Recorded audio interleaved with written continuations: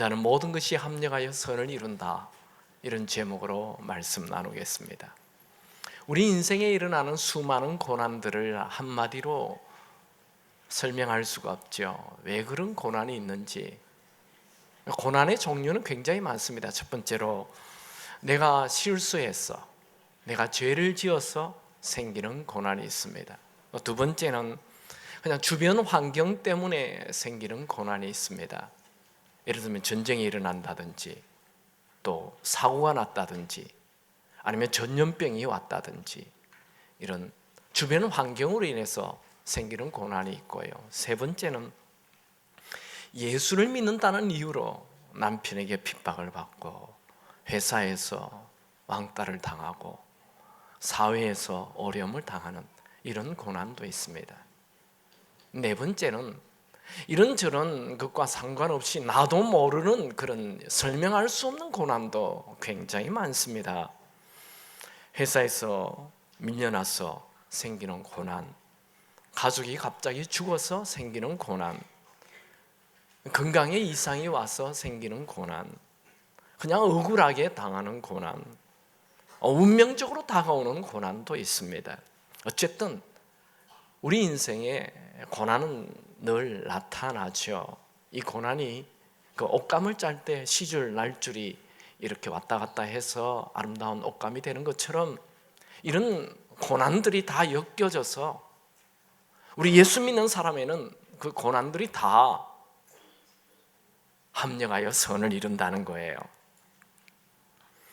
이 고난에 대한 분명한 생각이 없으면 고난에 짓눌려서 인생을 망쳐버립니다. 세상 사람들에게 오는 고난은 고난으로 끝날 수 있겠지만 우리 예수를 믿는 사람, 하나님을 사랑하는 자는 하나님께서 그 모든 고난을 오히려 좋은 그런 결과를 이루게 해주십니다. 이건 제 얘기가 아니고 성경 말씀에 나오는 얘기죠. 우리 같이 한번 읽어볼까요? 로마서 8장 28절. 우리가 알거니와 하나님을 사랑하는 자 곧 그의 뜻대로 부르심을 입은 자들에게는 모든 것이 합력하여 선을 이루느니라. 여러분 하나님을 사랑하십니까? 하나님을 사랑하시는 자, 그러니까 세상의 모든 사람들이 고난은 다 유익이 되는 게 아니에요. 고난은 하나님을 사랑하는 자에게 생기는 고난은 합력하여 선을 이루도록 하나님이 해 주신다는 거죠. 나는 실수할 수 있고, 나는 죄에 빠질 수 있고, 나는 무너질 수 있고, 나는 큰 고난에 빠질 수 있지만 우리를 이 땅에 보내신 하나님은 결코 우리의 인생을 실패자로 끝나게 하지 않으신다는 거예요. 우리는 한치 앞도 모르는 미래에 대한 두려움이 있어요. 그러나 하나님을 믿는 우리는 미래가 두려움이 아니고 미래가 설레임이며 기대입니다. 오늘 본문에는 누구보다도 극심한 고난 속에 살아가는 자가 나옵니다. 우리 말씀을 한번 같이 읽어볼까요? 요한복음 9장 1절 2절 같이 읽습니다.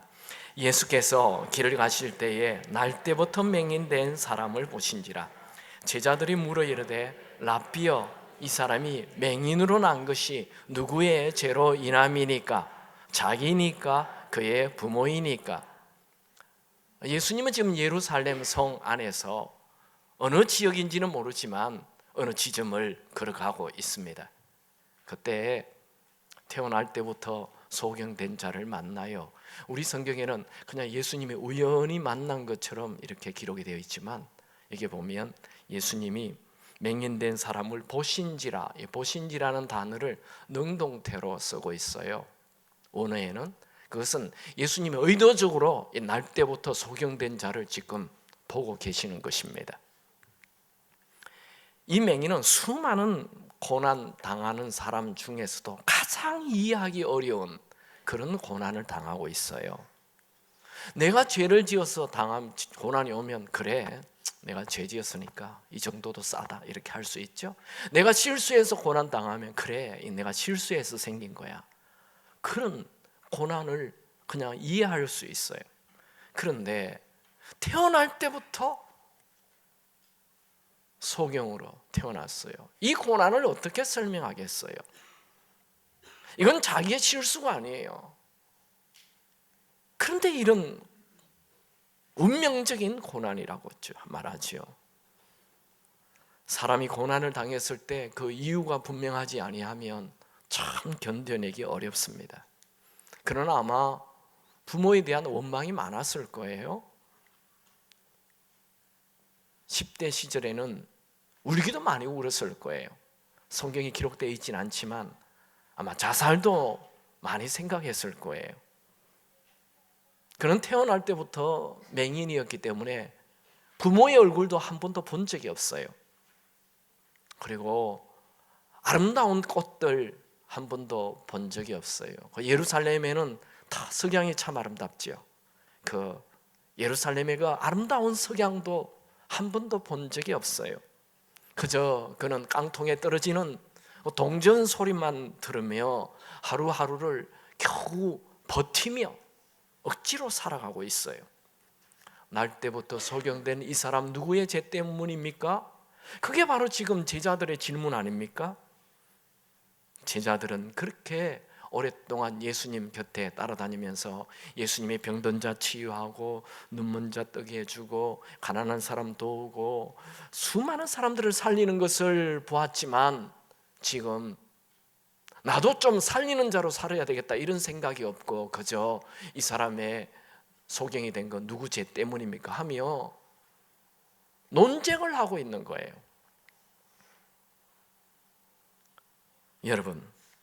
여러분이 주변에 있는 사람들을 존귀히 여기는 마음 있기 바랍니다.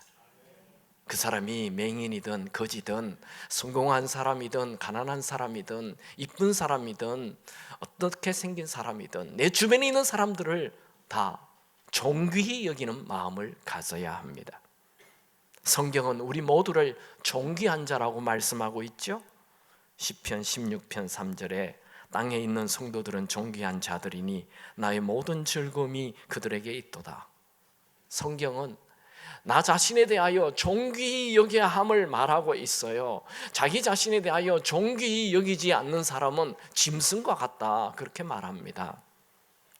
이사야 49장 20절에 존귀하나 깨닫지 못하는 사람은 멸망하는 짐승 같도다. 여러분, 짐승은 뭔가 많이 가지면 폼을 잡고 자부심이 있습니다. 그런데 가진 것이 없으면 초라해지고 기가 죽어 있죠. 그게 짐승입니다. 약육강식이죠.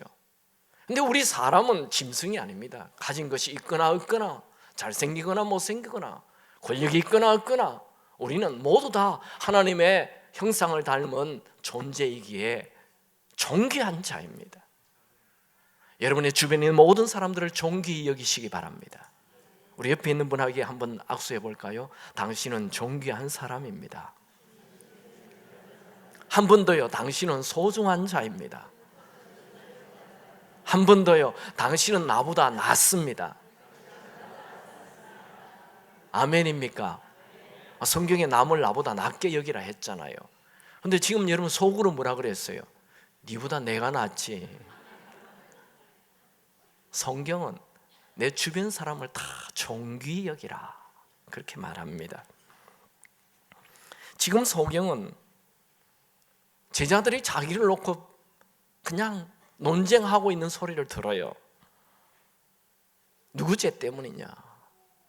자기 부모 죄 때문이냐? 이 사람 죄 때문이냐? 이런 얘기를 듣는 당사자인 이 소경의 마음은 어떨까요? 마음이 참 아픕니다.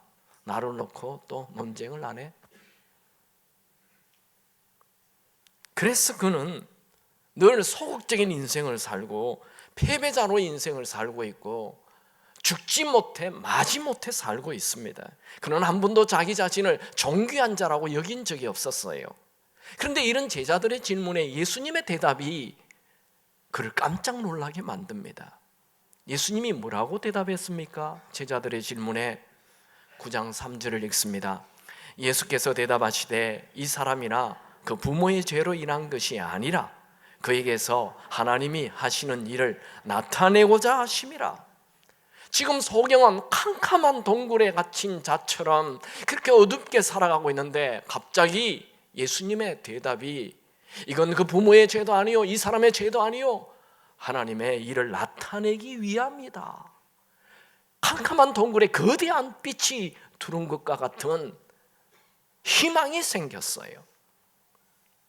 그는 나이가 30이 넘도록 소경이 된 것을 운명으로 여기고 살았습니다. 운명은 바꿀 수 없는 거죠. 운명은 그냥 지금 있는 상태를 체념하고 받아들이고 억지로 살아야 하는 것입니다. 그는 자신이 나면서부터 소경된 것은 하나님이 하시는 일을 나타내기 위함이라는 말에 가슴이 뛰었습니다. 내 불행에 하나님의 계획이 있다니, 내 고난에 하나님의 목적이 있다니. 그는 예수님의 말씀을 듣자 갑자기 눈물이 왈칵 쏟아져 나왔습니다. 여러분, 여러분에게 지금 알 수 없는 고난이 있습니까? 참 억울한 일을 당했습니까? 여러분에게 운명처럼 들이닥친 그런 고난이 있습니까? 도무지 여러분의 힘으로 헤어나올 수 없는 늪에 빠진 것 같은 그런 고난이 있습니까? 세상 사람들은 그런 고난을 당하면 그냥 포기합니다. 여러분, 우리는 고난 당해도 일어날 수 있어요. 그 이유는 이 고난이 합력하여 선을 이룬다는 이 놀라운 말씀 때문이죠. 로마서 8장 28절은 우리가 외워야 할 말씀이죠. 우리가 알거니와 하나님을 사랑하는 자 곧 그의 뜻대로 부르심을 입은 자들에게는 모든 것이 합력하여 선을 이루느니라. 이 말씀 붙잡으시기 바랍니다. 우리가 지금 회복 축제를 계속 해왔어요. 오늘이 마지막 날이에요. 이 회복할 수 있는 비결, 그것은 나의 넘어짐이, 나에게 나타난 이 고난이 합력하여 선을 이룬다라는 이 말씀입니다. 그러니까 지금 나에게 있는 이 고난은 별 문제가 되지 않는다는 거예요. 지금은 당장 고통스럽지만 이게 반드시 좋은 결과를 이룬다는 것. 결과를 알면 지금의 현실의 고난은 별 문제가 되지 않습니다. 우리 지난 이 월드컵 때 강적 독일을 만났잖아요. 그래서 시합하기 전에 매스컴에서 뭐라고 얘기했습니까? 1대0으로 지면 엄청 잘한 것이고 3대0으로 지면 그냥 그런 대로 한 것이고 5대0으로 지면 끝난 것이다. 그렇게 얘기를 했어요. 그리고 우리가 그 게임을 볼 때 얼마나 긴장했습니까? 우리 골대 앞에 독일 사람들이, 선수들이 왔다 갔다 하면 그냥 주먹을 쥐고 제발 지나가라, 제발 지나가라. 그런데 결과가 어떻게 됐죠? 2대0으로 이기고 말았어요. 세계가 깜짝 놀랐다고 그랬죠. 그런데 이제 나중에 그걸 재방송을 봅니다. 우리 골대 앞에 이 독일 선수들이 왔다 갔다 해도 우리는 그냥 긴장하지 않습니다. 괜찮아. 우리가 오히려 공 넣을 거야. 기다리면 돼. 왜요? 결과를 알고 있으니까. 사람은 결과를 알고 있으면 지금의 위기가 문제가 되지 않는 거죠. 우리 예수 믿는 사람, 하나님을 사랑하는 자에게는 모든 것이 합력하여 반드시 선을 이룬다라는 이 결과를 우리가 안다면, 믿는다면 지금의 고난은 별로 문제가 되지 않는 것이죠. 여러분, 운명처럼 나타난 고난이 있습니까? 포기하지 마십시오. 그 고난을 디딤돌로 삼고 넘어가십시오. 곧 생각지 않는 은혜의 강이 여러분에게 파도처럼 밀려오게 될 것입니다. 여러분이 고난 당하였을 때 주변 사람들이 하는 말 별로 중요하지 않아요. 또 여러분 주변에 있는 사람이 누구의 죄 때문이냐 이런 얘기하는 거, 그건 너무 속상하지 마세요. 정말 중요한 것은 하나님의 말씀이죠. 예수님의 말씀이죠. 여러분 친구의 말, 부모의 말, 의사의 말, 변호사의 말, 은행의 말보다도 하나님의 말씀을 붙잡으십시오. 이 맹인이 예수님의 말씀을 붙잡았어요. 이 고난은 하나님이 하시는 일을 나타내고자 함이라. 예수님은 이 맹인을 두고 제자들이 이거 누구 죄 때문일까 이렇게 논쟁하고 있는 이런 비아냥거리는 이 제자들을 나무래시는 게 아니라 제자들에게 아주 좋게 표현을 해요. 그 다음 절 한번 볼까요? 9장 4절 같이 읽습니다.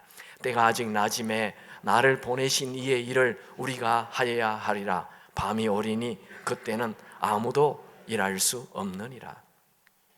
예수님은 지금 제자들에게 너희들 왜 이 소경을 놓고 날때 소경된 이 사람을 놓고 누구 죄 때문이냐 그렇게 말해가지고 이 사람의 마음을 아프게 하느냐 하며 야단치시지 않고 이 사람은 하나님의 일을 드러내기 위함이다 이렇게 말씀하시고, 그 다음 제자들에게 자 우리가 하나님의 하시는 일을 같이 하자 이렇게 말했어요. 제자들은 그런 마음이 없는데 예수님이 우리가 하나님의 하시는 일을 같이 좀 하자 그렇게 말하였어요. 여러분 우리는 하나님의 하시는 일을 하기 위해 이 땅에 태어났어요. 우리는 고난 당하는 자에게 힘을 주는 자로 살기 위해 태어났어요. 우리는 우리 주변 사람을 살리기 위해 태어났어요. 여러분 주변 사람을 다 살리는 자로 사시기 바랍니다. 아버지들이 아들, 딸을 살리세요. 그 성적 좀 떨어졌다고 이것도 성적이냐 그렇게 상처를 주지 말고, 아내들이요 남편이 돈을 못 벌어옵니까? 남편 살리십시오. 아무도 아멘을 안 하군요. 남편들이요 아내를 살리십시오. 여러분 주변을 살리는 것, 그것이 하나님이 우리를 이 땅에 보낸 이유예요. 우리의 삶의 존재 이유입니다. 살리는 자로 살게. 한번 복창할까요? 나는 남 살리는 자로 살겠습니다. 나에게는 남 살리는 미션이 있습니다. 예수님은 이제 또 말씀합니다. 나는 세상의 빛이다 말씀하지요. 5절 읽을까요? 내가 세상에 있는 동안에는 세상의 빛이로다. 이제 곧 어둠이 온다 얘기합니다. 그 얘기는 내가 죽을 때가 곧 온다. 우리에게도 똑같은 말이죠. 우리도 곧 죽습니다. 살아있는 동안 빛으로 살아야 합니다. 어둠 속에 있는 사람에게 빛을 주는 자로 살아야 되지요.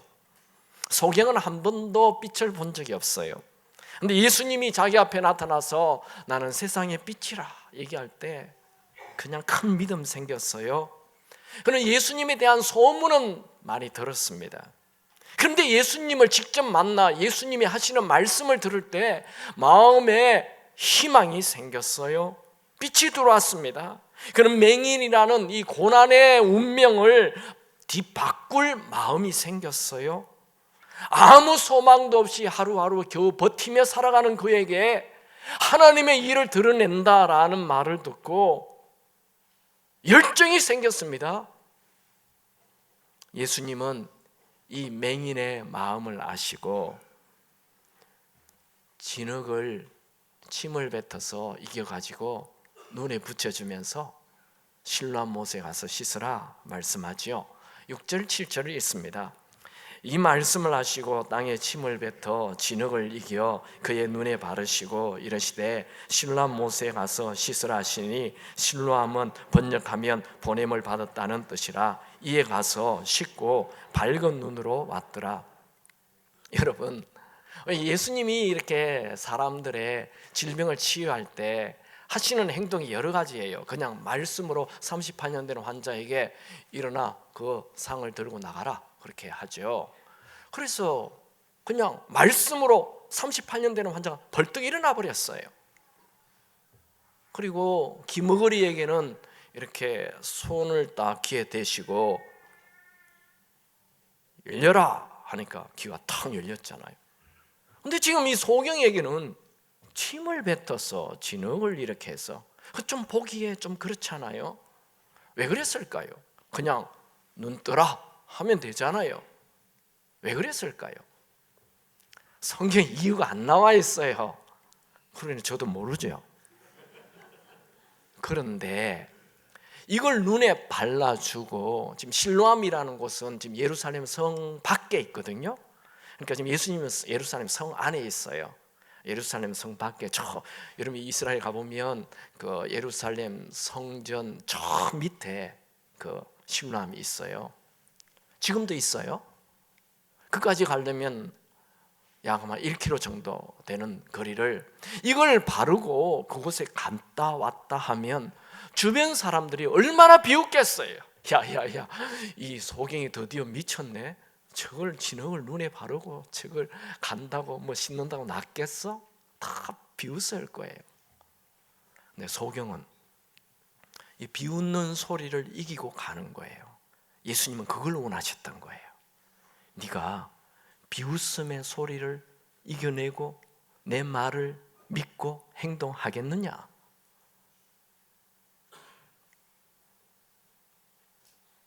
여러분, 기적에는 우리의 믿음이 필요합니다. 지금 여러분들이 운명적인 고난, 내 힘으로 해결할 수 없는 이런 엄청난 고난을 당했는데 이게 합력하여 선을 이룬다는 말을 믿고 네가 행동하느냐? 여러분 인생에 운명적인 고난이 와요. 그걸 하나님이 합력하여 선을 이룬다. 그리고 이것은 하나님의 영광을 드러내는 결과가 될 것이다 라는 걸 믿고 가면 하나님이 크게 역사하실 것입니다. 예수님이 명령했을 때 그걸 그대로 순종하고 갔다 와서 이제 눈이 나았어요. 눈을 떴어요. 그러니까 주변 사람들이 이제 웅성거리죠. 이게 어떻게 된 일이냐? 특별히 이 바리새인이 막 따져요. 어떻게 이런 안식일 날 이런 일을 하느냐 하며 아주 비난을 합니다. 그때 이 맹인이 얘기합니다. 17절에 보면 너는 그를 어떠한 사람이라 생각하느냐? 대답하되 선지자이다. 그는 예수님은 선지자입니다. 또 바리새인들이 맹인에게 계속 따져 물어요. 그러니까 이 맹인이 너희들도 나처럼 예수님의 제자가 되려고 그렇게 자꾸 꼬치꼬치 묻냐? 그렇게 얘기하는 장면이 나와요. 요한복음 9장 27절에 보면 대답하되 내가 이미 일렀어도 너희들 바리새인들은 듣지 아니하고 어찌하여 또다시 그 눈뜬 일에 대하여 듣고자 하나이까? 당신들도 나처럼 그의 제자가 되려 하나이까? 이렇게 말해요. 그러니까 이 맹인은 눈을 뜬 이후 예수님의 제자의 삶을 살게 되는 거죠. 여러분, 어떻게 태어나면서부터 소경된 자의 눈을 뜨게 되겠습니까? 어떻게 불치의 병이 나을 수가 있습니까? 여러분, 우리 하나님은 눈먼 자의 눈을 뜨게 하시고 안전뱅이를 뛰게 하시고 심지어 죽어가는 자도 살게 하시는 분이 온 천지를 창조하신 전능하신 하나님이십니다. 여러분의 마음에 하나님의 말씀이 임하기만 하면 살아납니다. 여러분이 하나님의 말씀을 듣고 순종하기만 하면 기적이 일어납니다. 지금 예수님 주변에 사람들이 많았잖아요. 그들은 다 기적을 체험하는 거 아니에요. 그런데 이 맹인은 예수님의 말씀을 듣고 믿음을 가지고 실로암에 가라 했을 때 그것을 그냥 사람들이 비웃거나 말거나 그 사람의 소리들을 무시하고 그 말씀에 순종했을 때 기적이 일어나고 만 것이죠. 저는 오늘 이 사건을 통해 두 가지를 생각해 보길 원합니다. 첫 번째는 하나님은 항상 선하시다는 것입니다. 예레미야 29장 11절에 보면 여호와의 말씀이니라 너희를 향한 나의 생각을 내가 아나니 평안이요 재앙이 아니니라 너희에게 미래와 희망을 주는 것이니라. 여러분, 운명처럼 나타난 고난 앞에 작아지지 마십시오. 그 고난 뒤에 하나님이 계십니다. 여러분이 당하고 있는 이 모든 고난 합력하여 반드시 선을 이루실 것입니다. 오늘 본문에 나오는 맹인의 나이가 몇 살인지는 정확하게 모르지만 그 바리새인들이 자꾸 따지니까 이 부모가 나에게 묻지 말고 우리 아들에게 그 눈뜬 당사자에게 물어보시오. 그 사람은 장성한 자라라고 얘기해요. 장성한 자라는 말은 30-40대가 됐다는 말이에요. 이 맹인은 30년 40년 동안 맹인으로만 살았어요. 그냥 이 맹인으로 소경으로 사는 것을 운명으로 생각했어요. 이 운명을 바꿀 수 없다고 생각했어요. 그런데 예수님이 그에게 나타나서 이건 부모의 죄가 아니라 이 사람의 죄가 아니라 하나님이 하시는 일을 나타내고자 함이라 하는 그 말씀 딱 붙잡았어요. 우리 인생에 수많은 고난이 나타나는데 이 고난을 어떻게 해석하느냐에 따라서 그 고난을 이기기도 하고 그 고난에 망하기도 하는 것입니다. 여러분의 인생에 나타나는 모든 고난은 합력하여 선을 이룬다라고 여러분이 해석하고 그걸 믿으시기 바랍니다. 요셉은 형들이 갑자기 그를 죽이려 하더니 애굽의 노예로 팔아버렸어요. 얼마나 놀랬겠습니까? 얼마나 형들이 원망이 되겠습니까? 나중에 형들을 애굽 총리가 되었을 때 만나는데 원망하지 않아요. 복수하지 않죠. 그는 이 모든 고난이 하나님이 하신 일이라 그렇게 해석을 하죠. 그 장면 창세기 45장 7절 8절을 보면 하나님이 큰 구원으로 당신들의 생명을 보존하고 당신들의 후손을 세상에 두시려고 나를 당신들보다 먼저 보내셨나니 그런즉 나를 이리로 보내신 이는 당신들이 아니요 하나님이시라. 하나님이 나를 바로에게 보냈다. 그렇게 말하고 있어요. 이 고난을 해석하는 거예요. 여러분의 인생에 나타난 모든 고난 그거 하나님이 허락하셨고 결국에는 나에게 유익이 될 거다. 이것 믿으시기 바랍니다. 하나님은 언제나 선하십니다. 우리 한번 복창할까요? 하나님은 선하십니다. 요셉의 고백을 한 번 더 보죠. 창세기 50장 20절. 이건 너무나도 유명한 말씀이죠. 우리 다 같이 읽습니다. 시작. 당신들은 나를 해하려 하였으나 하나님은 그것을 선으로 바꾸사 오늘과 같이 많은 백성의 생명을 구원하게 하시려 하셨나니. 창세기는 1장에서 50장까지인데 전부 다 사람들의 이야기잖아요. 1장에서 11장까지는 아담과 노아의 이야기죠. 그 사이에 수많은 사람이 나타나고 그리고 이제 12장부터 아브라함이 나타나고 그다음 이삭이 나타나고 야곱이 나타나고 요셉이 나타나죠. 이렇게 창세기는 수많은 사람들의 이야기가 쭉 등장하는데 창세기 50장 마지막 장에 사람들의 인생살이에 나타나는 모든 고난에 대한 결론이 나와 있어요. 그 결론이 방금 읽은 창세기 50장 20절. 하나님은 그 고난을 선으로 바꾸사. 하나님은 우리 인생에 나타나는 모든 고난을 선으로 바꾸시는 분이십니다. 여러분의 인생을 한번 되돌아보십시오. 그 고난이 나에게 결국은 유익이 되었다는 것을. 여러분, 우리는 고난 때문에 망하지 않습니다. 고난에 대한 태도가 잘못돼서 망하는 거예요.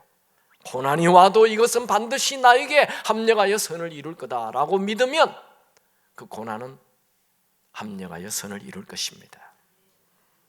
우리 하나님은 우리 인생에 나타나는 고난을 고난으로 끝내지 않습니다. 우리 인생을 시작하신 분이 누구십니까? 하나님이시지요. 하나님은 우리를 이 땅에 처음 보낼 때 실패를 계획하고 보내지 않았습니다. 여러분 인생에 나타나는 고난 누구 때문이냐 따지지 마십시오. 그렇게 너 때문이라 하며 원망하느라 시간 낭비하지 마십시오. 오히려 모든 것을 합력하여 선을 이룬다라는 것을 믿고 고난을 이겨내는 자가 되시기 바랍니다. 바울도 가는 데마다 고난 많았죠. 한 분은 귀신 들린 여자를 고쳐주었는데 그것 때문에 감옥에 들어가죠. 심한 매도 맞고, 또 복음을 전하다가 돌에 맞아 기절합니다. 여러분이 어디에 돌에 맞아서 한번 기절해 본 적이 있으세요? 얼마나 아플까요? 또 자기가 타고 가고 있는 배가 큰 풍랑을 만나 일주야를 밤낮 캄캄한 어둠 속에 그냥 죽음 앞에서 벌벌벌 떨면서 지냈어요. 그러나 그는 단 한 번도 하나님을 원망하거나 주변 사람을 원망하지 않았어요. 그는 나중에 뭐라고 얘기합니까? 로마서를 쓰면서 현재의 고난은 장차 나타날 영광과 좋게 비교할 수 없다. 로마서 8장 18절, 현재의 고난은 장차 우리에게 나타날 영광과 비교할 수 없도다. 여러분 지금의 고난만 보지 마십시오. 고난 이후에 나타날 영광을 볼 수 있게 되기 바랍니다. 모세는 왕궁에서 40살까지 왕자로 살다가 사람 하나 죽이고 광야로 갔죠. 그때가 나이 40이었어요. 광야에 가서 41세 때 하나님이 턱 나타나서 모세야 너 이스라엘 백성들 출애굽시키라. 그러면 좋잖아요. 그 광야 생활 1년만 하면 됐지 뭘 그걸. 근데 광야 생활을 40년 해가지고 나이 80이 됐어요. 그때 하나님이 나타나서 모세야 너 이스라엘 백성들을 출애굽시켜라. 하나님 왜 이제 나타났어요? 나 좀 젊을 때 나이 40에 힘이 있을 때 그때 부르시죠. 여러분 모세가 광야 40년 생활 그거 하나님이 쓰십니다.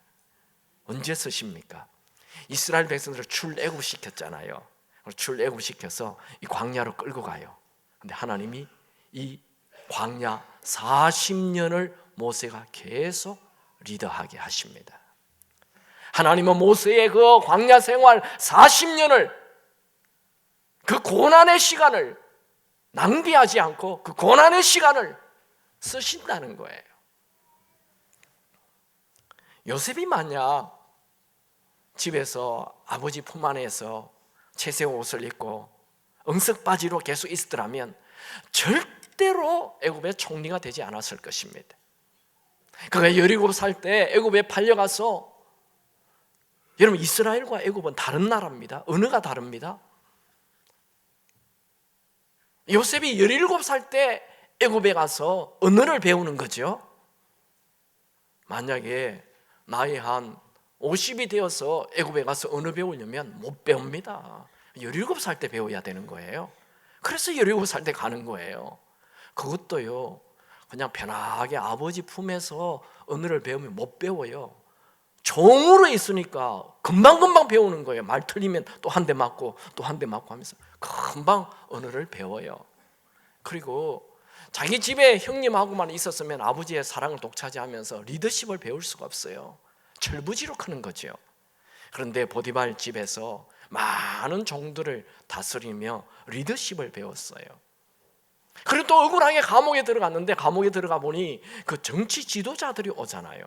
그래서 요셉은 그 감옥 안에서 2, 3년 있으면서 정치학 박사과정을 속성으로 다 배워버리는 거예요.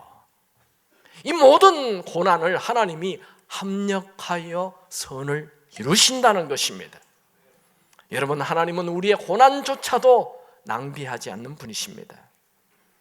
여러분이 가지고 있는 그 고난을 뒤집으면 비전이 됩니다. 가난하십니까?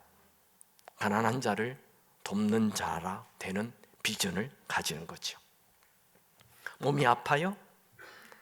주변에 몸 아픈 자들을 치유할 수 있는 비전을 가지는 거죠. 여러분의 가정이 좀 엉망입니까? 엄마 아버지 막 복잡하고 그렇습니까? 그러면 여러분은 다른 사람의 가정을 치유하는 자가 되는 비전을 가지는 거죠. 척 콜슨은 닉슨이 대통령 되게 하는 2인자입니다. 그가 이 워터게이트 사건이 일어나가지고 백악관에서 감옥으로 들어가게 됩니다. 하루아침에 나락에 떨어져서 비참한 삶이 됐어요. 그런데 그는 그 감옥 안에서 하나님을 만나요. 7개월 동안 감옥 생활을 하는데, 그는 감옥에서 나온 이후 곧바로 교도소 선교회를 만들어서 미국 전역에 있는 감옥에 있는 자들을 전도하는 큰 영적 거장이 됩니다. 여러분 인생에 무슨 일이 일어나든 하나님은 여전히 여러분의 인생을 다스리고 계십니다. 하나님은 고난도 사용하시고 비극도 사용하시고 심지어 죽음도 사용하셔서 합력하여 선을 이루십니다. 우리 한번 복창합시다. 하나님은 항상 선하십니다. 두 번째는, 여러분 고난 때문에 포기하지 마십시오. 오늘 제가 이 회복의 마지막 시리즈, 회복에 대한 마지막 시간입니다. 회복의 길로 새롭게 시작하려면 그 운명처럼 만난 이 고난 앞에 쓰러져 넘어져 있지 말고, 나는 어쩔 수 없어 이제 끝이야 하고 있지 말고, 이 운명처럼 내가 바꿀 수 없는 이런 엄청난 고난이라도 하나님은 합력하여 선을 이루실 거야 하며 일어나시기 바랍니다. 오늘 본문에 나타난 맹인은 태어나면서부터 소경이에요. 그는 이 소경을 그냥 운명으로 받아들이고 패배자로 살고 있어요. 여러분, 고난을 운명으로 받아들이지 마십시오. 내 고난에 하나님의 말씀이 들어오면 놀라운 일이 일어납니다. 이 맹인에게 예수님의 말씀이 들어오자 그는 주먹을 불끈 쥐고 치유를 향하여 뛰어갔어요. 희망을 가졌어요. 예수님의 말씀에 순종하자 눈을 뜨게 되었어요. 그는 예수님이 진흙을 바르면서 실로암 못에 가서 시설할 때 예수님 말도 안 되는 소리 하지 마세요. 뭐 그렇게 한다고 내 눈 뜨겠어요? 내가 지금 눈을 다친 게 아니라고요. 태어날 때부터 이런 눈을 가지고 지금 30년이 넘도록 한 번도 빛을 보지 못했다고요. 그런데 뭐 눈을 뜬다고요? 그 말이 됩니까? 될 말을 하셔야지. 그렇게 반항하지 않습니다. 그는 그냥 즉각 순종합니다. 어떤 사람에게 기적이 일어납니까? 말씀을 듣고 즉각 순종할 때. 야, 이 말씀대로 한다고 해서 내 인생이 달라지겠어? 이렇게 하면 소원이 아닐까? 이 말씀대로 하면 내가 쉬어야 되는데, 안식일날, 주일날 좀 더 쉬어야 되는데, 교회 가서 뭐 섬겨? 이건 앞뒤가 맞지 않잖아? 여러분, 말씀은 내 이성을 뛰어넘는 거예요. 기적이라는 것은 내 이성을 뛰어넘는 거죠. 내 이성을 뛰어넘는 일이 일어나려면 그 이성을 뛰어넘는 생각을 받아들여야 되는 거예요. 그러니까 하나님의 말씀은 우리가 이성적으로 보면 안 맞잖아요. 그런데 그걸 받아들여야 되는 거예요. 오늘날 교회 다니는 사람은 많은데 기적을 체험하는 사람은 많지 않아요. 왜요? 하나님을 존중하지 않으니까, 하나님 말씀을 귀히 여기지 않으니까. 사무엘상 2장 30절에 이제 나 여호와가 말하노니 결탄코 그렇게 하지 아니하리라. 나를 존중히 여기는 자를 내가 존중히 여기고 나를 멸시하는 자를 내가 경멸하리라. 하나님의 말씀을 귀히 여기고 내 목숨을 다하여 이 말씀을 내가 지키리라. 내가 아무리 큰 손해를 본다 하더라도 내가 이 말씀을 꼭 지키리라 하는 자에게는 하나님이 네가 나를 존중히 여기니까 나도 너를 높여주마, 존중히 해주마, 그런데 하나님 말씀, 이건 말이 안 돼, 이렇게 하면 내 손해야 하고 이 말씀을 팽개치면 하나님이 네가 나를 우습게 여기는구나, 나도 너를 우습게 여긴다. 누가 하나님의 은혜를 받습니까? 하나님의 말씀을 소중히 여기고 그 말씀에 순종하는 자. 여러분 인생에 큰 고난이 있다 해도 말씀을 붙잡고 포기하지 않기 바랍니다. 닉슨은 이런 말을 했습니다. 인생은 패배했을 때 끝나는 것이 아니라 포기했을 때 끝이 난다. 모든 좋은 일에는 큰 작품, 아름다운 건물이라든지 아니면 좋은 영화라든지 좋은 연극이라든지 하여튼 모든 이 좋은 것에는 위대한 디자이너가 있어요. 그러니까 디렉터가 있다는 거죠. TV에도 좋은 작품에는 반드시 좋은 PD가 있잖아요. 좋은 연출가가 있죠. 우리의 삶은 운명이나 우연이 아닙니다. 우리의 삶에는 그분의 마스터 플랜이 있습니다.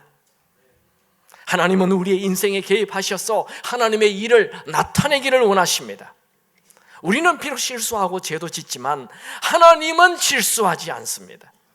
이 소경이 나이 30-40에 예수님을 만나 눈을 뜨게 되고 하나님의 영광을 드러내는 자가 되고 말았어요. 그는 30년, 40년 동안 아무 기적이 없었어요. 여러분, 하나님에게는 너무 늦은 때란 없습니다. 하나님은 우리의 모든 고난을 한꺼번에 순식간에 갑자기 다 보상해 주십니다. 요엘서 2장 25절에 보면 내가 전에 너희에게 보낸 큰 군대 곧 메뚜기와 너치와 황충과 팥종이가 먹은 횟수대로 너희에게 갚아주리니 너희가 5년 고난 당했다면 내가 5년 계속 축복해 주마. 하나님의 마음이에요. 여러분, 고난 당한 것을 횟수대로 갚아주겠다는 거예요. 이사야 61장 7절에 너희가 수치 대신에 보상을 배나 얻으며, 그게 하나님의 마음입니다. 여러분이 당한 고난이 얼마나 큰지, 여러분이 얼마나 오랫동안 고난을 당했는지 중요하지 않습니다. 분명한 것은 하나님은 여러분을 포기하시지 않는다는 것입니다. 하나님이 여러분을 포기한 적 없어요. 여러분, 우리가 패배자로 살기 위하여 이 땅에 태어나지 않았죠. 우리는 모두 다 하나님의 영광을 위해 태어났습니다. 말씀을 정리하죠. 고난이 있습니까? 도무지 내 힘으로 해결할 수 없는 운명처럼 들이닥친 고난이 있습니까? 기억하십시오. 첫 번째로, 하나님은 항상 선하십니다. 두 번째로, 포기하지 마십시오. 말씀을 붙잡고 순종하고 이겨내는 여러분이 되기 바랍니다. 제가 꽤 오래됐죠. 닉 부이치치, 그 사람은 양팔이 다 없죠. 또 다리도, 양다리도 다 없어요. 몸뚱아리밖에 없는 사람이 태어났어요. 그분의 최근의 동영상을 보고 제가 굉장히 은혜를 받았어요. 잠깐 한번 보죠. 여러분, 우리 한번 같이 기도할까요? 우리 하나님은 항상 선하십니다. 하나님 아버지, 내가 고난 앞에 작아지지 않게 하여 주옵소서. 합력하여 선을 이룬다는 것을 믿고 이기게 하여 주옵소서. 이 고난을 통하여 하나님 영광 드러내게 하옵소서. 우리 모두 한번 주여 외치고 기도하겠습니다. 주여!